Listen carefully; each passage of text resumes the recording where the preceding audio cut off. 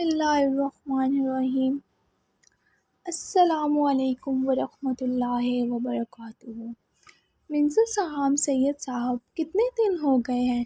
سمرا نے ہمارے ساتھ بیٹھ کر نہ تو کھانا کھایا ہے نہ ہی کوئی بات کی ہے۔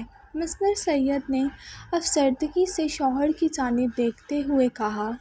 سید صاحب نے کافی کا کپ میز پر رکھتے ہوئے پرسوچ نظروں سے بیوی کی جانب دیکھا اور اٹھ کر ان کی برابر آ کر بیٹھ گئے۔ ریحانہ، اس کو کچھ وقت دو، وہ بہت بڑے شوق سے گزری ہے۔ 3 سال کی منگنی کا یوں اچانک ختم ہو جانا معمول بات تو نہیں۔ بس تم ہمت رکھو اور اس کو بھی ہمت دلاؤ، سب ٹھیک ہو جائے گا، وہ مماطلت سے بولے۔ ریحانہ نے ایک لمبی سرد آہ بھری۔ آپ ٹھیک کہہ رہے ہیں، مگر مجھ سے بیٹی کا دکھ برداشت نہیں ہو رہا، اور پھر وہ بات بھی نہیں تو کر رہی۔ بات بھی کرے گی، لیکن ابھی وہ جیسے ہے ویسے ہی رہنے دو۔ سید صاحب نے بیوی کے کندھے پر نرمی سے ہاتھ رکھتے ہوئے کہا۔ سمرا ریحانہ اور سید کی اکلوتی بیٹی تھی اور حد سے زیادہ لاڈلی۔ پروفیشن کے اعتبار سے بینکر تھی۔ 3 سال قبل اس کی منگنی اس کے پسند سے اس کے کولیگ فیصل سے طے پائی تھی۔ دونوں خاندان خوش تھے۔ جلد شادی کی تیاریاں شروع ہونے والی تھیں کہ اچانک فیصل بنا بتائے US سے چلا گیا اور وہاں پہنچ کر بذریعہ فون سمرا کو بتا دیا کہ وہ اب اس کا انتظار نہ کرے، کیونکہ وہ اب واپس نہیں آئے گا۔ گرین کارڈ کے حصول کے ذریعے اس کو وہیں پہ شادی کرنی ہوگی۔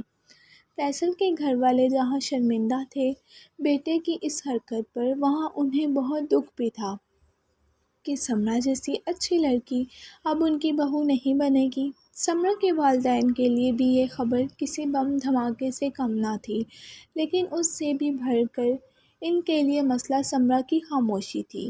جاب سے اس کے ریزائن کر دیا تھا اور سارا دن کمرے میں بند رہتی۔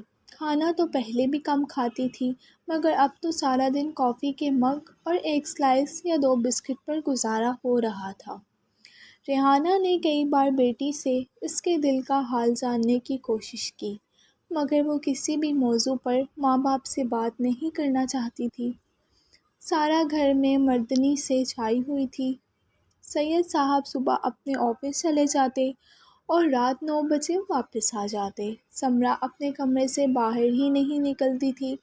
یوں ریحانہ پورے گھر میں بلائی پھرتی۔ صوفیہ، مجھے چائے کا 1 کپ بنا دو اور پھر کچن کی اچھی طرح صفائی کر لو، ریحانہ نے لاؤنج سے ملازمہ کو آواز دے کر کہا۔ صوفیہ نے کچھ دیر بعد چائے کا 1 کپ اور اخبار میز پر رکھ دیا، اور جیسے ہی پلٹی اس کے چہرے پر خوشگوار حیرت در آئی۔ سمرا باجی، آپ کے لیے بھی چائے بنا دوں؟ صوفیہ کی آواز پر ریحانہ نے پلٹ کر دیکھا تو سمرا دونوں ہاتھوں سے کمٹنیاں دباتے ہوئے لاؤنج میں آ گئی۔ کیا ہوا سمرا، سر میں درد ہے؟ ریحانہ نے پیار سے سمرا کا ہاتھ تھام کر اس کو اپنے پاس صوفے پر بٹھاتے ہوئے کہا۔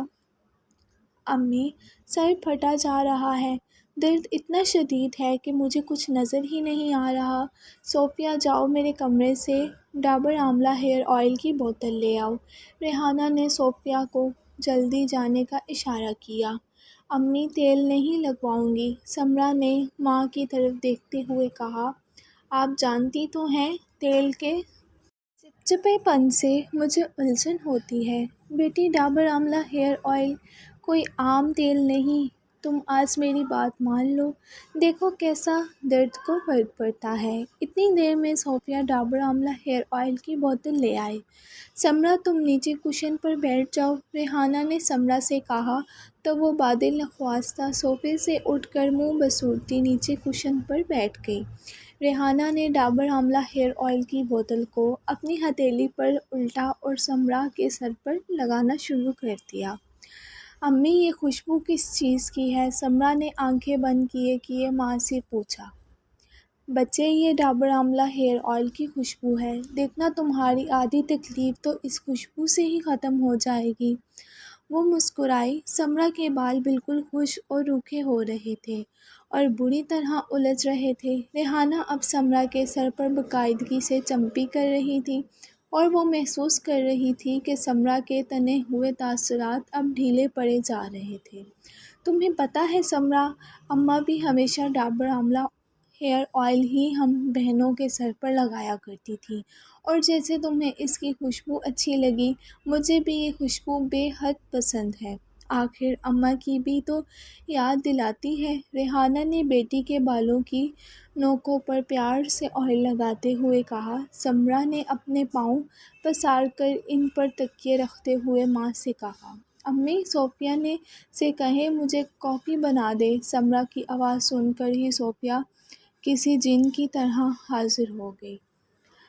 جی باجی ابھی لائی، کہتی وہ کچن میں گھس گئی۔ سمرا کچھ کھا بھی لو بیٹا، کب تک بھوکی رہو گی؟ ماں تھی نہ بیٹی کے دکھ پر اس سے زیادہ دکھی تھی۔ امی زور سے چمپی کیجیے، بہت آرام مل رہا ہے۔ سمرا نے ماں کی بات سنی انسنی کر کے کہا، تمہیں پتہ ہے سمرا، تمہارے ابو سے شادی سے پہلے میری بات میرے تایا جاد سے طے تھی۔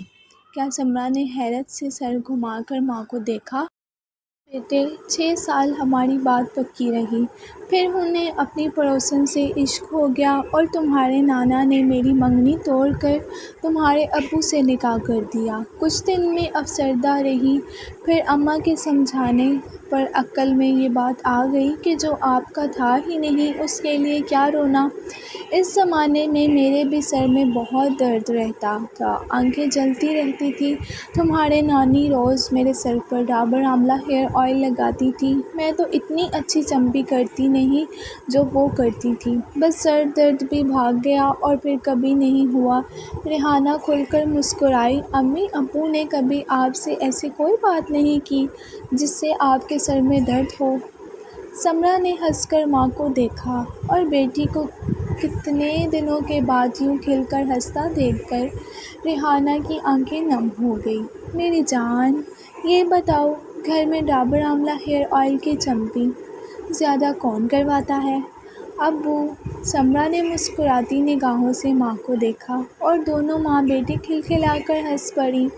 امی سر درد بالکل ختم ہو گیا، آپ میرے لیے اچھا سا ناشتہ بنوائیں، آج میں پیٹ بھر کر کھاؤں گی۔ اور ریحانہ نے پیار سے سمرا کے سر پر چپیٹ لگاتے ہوئے ڈابر آملہ ہیئر آئل کی بوتل کو چوم کر دھیرے سے کہا، تمہیں تو ہو گھر میں خوشبو کی ضمانت۔ اور میرے چینل کو لائک اور سبسکرائب کرنا مت بھولیے گا اور بیل آئیکن کو بھی پریس کر دیں تاکہ مزید ویڈیوز سے آپ کو اپڈیٹ مل سکے۔